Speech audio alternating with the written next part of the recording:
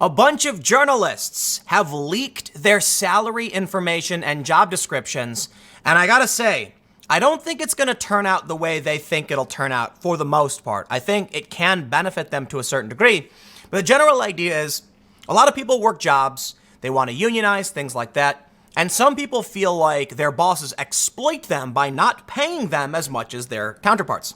They often say, at jobs, don't talk about your salaries, but you can. Here's the thing. Here's what I love about a lot of these woke journalist lefty types. Listen, you are not going to all be equally valuable. Some people will do very little work, and they deserve less than those who do a lot more work. It all stems back to something I like to call reality. See, if I go out on my own and I grow some corn, that's my corn. I can then eat that corn, and no, you can't have it. It's mine. It's called property. Now, if somebody else doesn't grow the corn, there is no reason why I should share my corn with them. So here's the problem. A lot of companies will offer a salary to somebody who's talented, has connections, or provides some benefit. They may then offer a salary that's lower to somebody else who doesn't provide that benefit. Surprise, surprise, when they find out they're getting paid unequally, they say it's a scandal. But here's the most important part. For those that are curious, I'm going to read you this article and then show you what may make you angry. That's right. People who write articles about Brad Pitt's junk making $60,000 a year, $80,000 a year. Wait till you see what Vice and BuzzFeed employees are earning. And this is why I say I don't think it'll turn out exactly how they think it will. They're probably all sharing this saying like, we should unionize and like, look how much money we're making. And now you know what you can ask for. I see the inverse. I now see the bottom of the market. Really? You're willing to work for how little? Okay. Right now, there's an abundance of jobs, thousands and thousands of jobs lost this year, like 7,000. You think I'm going to look at this and think I can reach the high end? You're an employee, and you look at somebody else's salary, and you're like, wow, they get six figures? I'm going to ask for that. Yeah, I'd laugh. Sorry, dude. The market doesn't work that way. It doesn't matter what you think you deserve. It matters what we can afford, and it matters what you're literally deserving of. Now, you may be able to negotiate for a little bit more. Just depends on your position in the market. But in the end, what's going to happen from this? You're all now able to see these people who complain and talk about injustice. You're going to be able to see how much money they make. You know what's funny about a lot of these jobs? They make way more than the median salary in this country. Way more. And these are people, they are not oppressed. They are very privileged. They even put their whether they're cis, het, or whatever. It's amazing.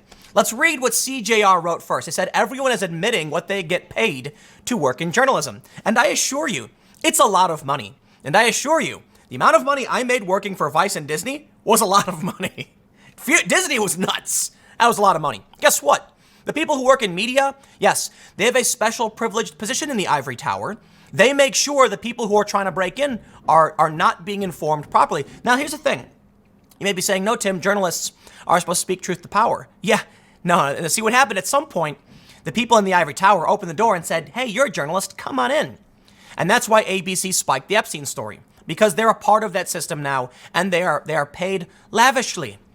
Lavishly. I'm not saying it's a conspiracy. I'm making an analogy. It's a joke. These companies are all about money. They get paid really, really well. They don't understand the plight of the working class, and they pretend like they do, so that instead of the poor people, for instance, complaining about class issues, they get super wealthy, say, people of color to complain how privileged the poor white person is. Imagine that. These people on the left complaining that the homeless white dude is the problem.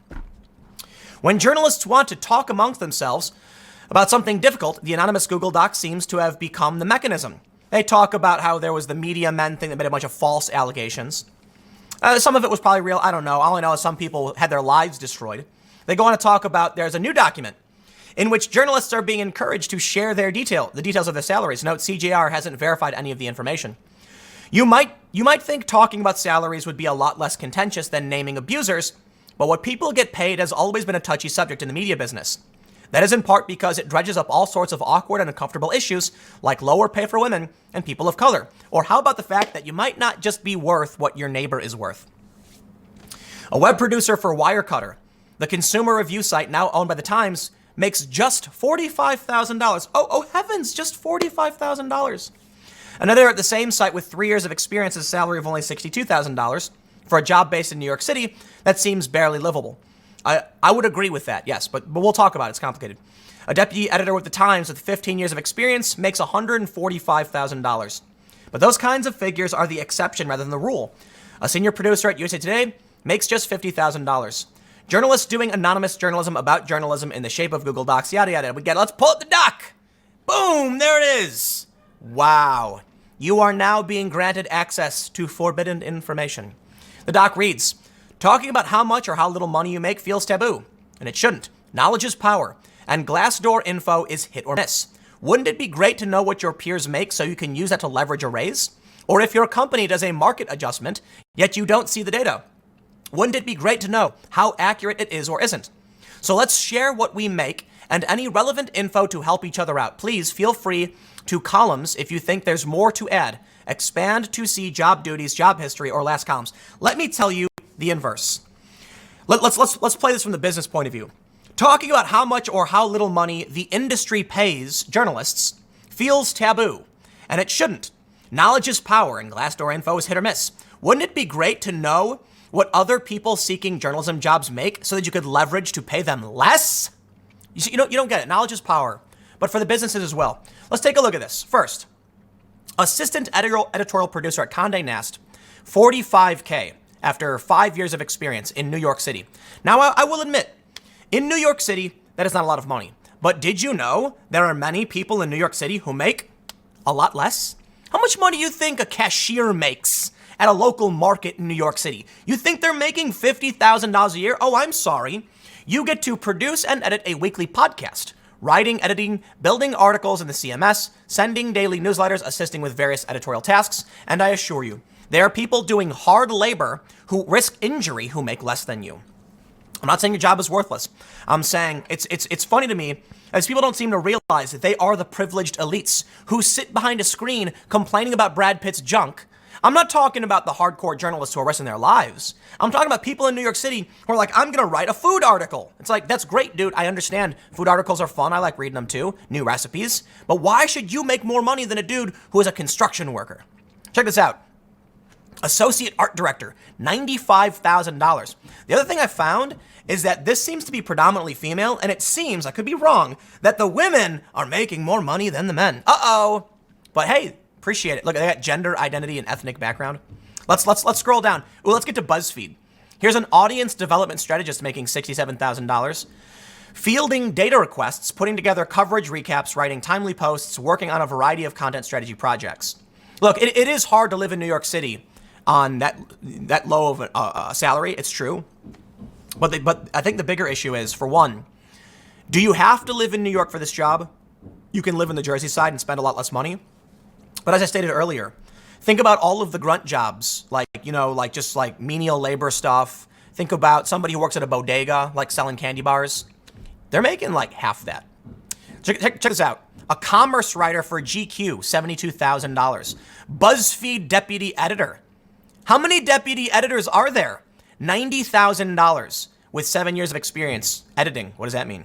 Here's another BuzzFeed News employee getting $86,000, and it's a white female. 6 years, New York and San Fran, breaking news, editing stories, managing various social channels, video production, shooting and editing, editorial planning, yada, yada, yada.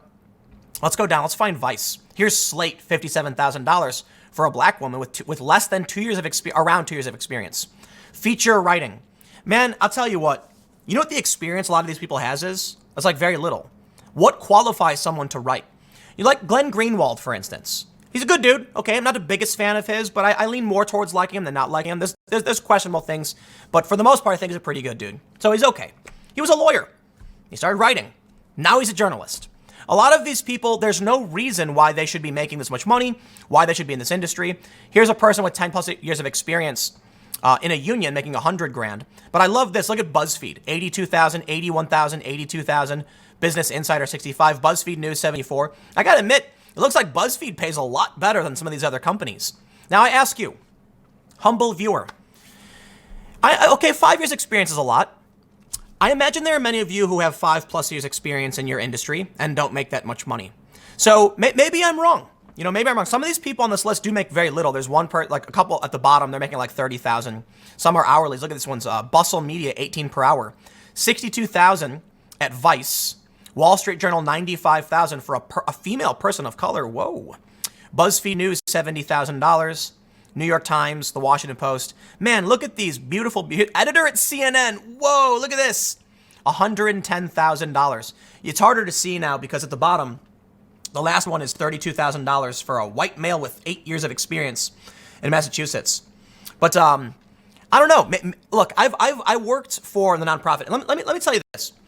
With about a year plus of experience in nonprofit fundraising and a track record for being one of the best fundraisers in the nation, signing up substantially more than the average donor, making hundreds of thousands of dollars, if not more, for the nonprofits I worked for, I was getting paid $32,500 in Los Angeles as a director at a nonprofit. That's a high-level position, decently high. I managed an office of several staff, and that's what I was getting paid. So when I started learning about how much these journalists got paid, I just kind of laughed. Like, they're complaining. Let this help you get a raise. Oh, really, dude? You get $75,000. You're getting $90,000 a year. And okay, you know what?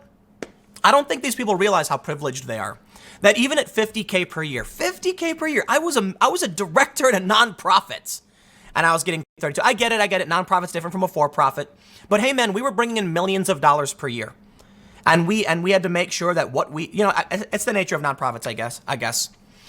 But it's funny to me, this is designed to help them make more money. So I'll leave it with 2 points. Take a look, take it all in. This can be used as leverage from companies to pay you less because we can see that some people are getting 40. So that means when someone comes to me and says they want 80, I'll be like, no, I'm pretty confident I can get somebody less than that. Look at this list. Tons of people willing to work for less. Yeah, I can pay less. I'm not saying I would. I'm rather generous and try to make sure you got to balance sustainability with paying people right. But this can be used against you. See, there are people who want to start companies. This data is going to be used by venture capitalists, investors to figure out what their costs are going to be because labor is the biggest. So congratulations. Not only that, we can probably corroborate all of this data to figure out who exactly these people are and how much money they have. And that's leverage because knowledge is power. Perhaps you should keep some of this stuff private.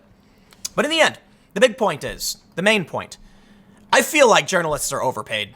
Look, I get it. If you're a deputy editor for the New York Times for 15 years, 145 makes sense. You're going to have a family. You're going to, you're 15 years of experience, At the very least, you're like 37, maybe 40. Maybe you worked somewhere else earlier. So yeah, that I can understand. And, so some of these people aren't getting paid enough. And that's a fair point too. Like after 7 years, you're getting 90,000. Yeah, sure. Okay. I kind of get it. But I got to be honest. I don't know how much I value the work they do. I got to keep this short, so I'll leave it there. But just writing at GQ is $72,000 in 3 years. Wow.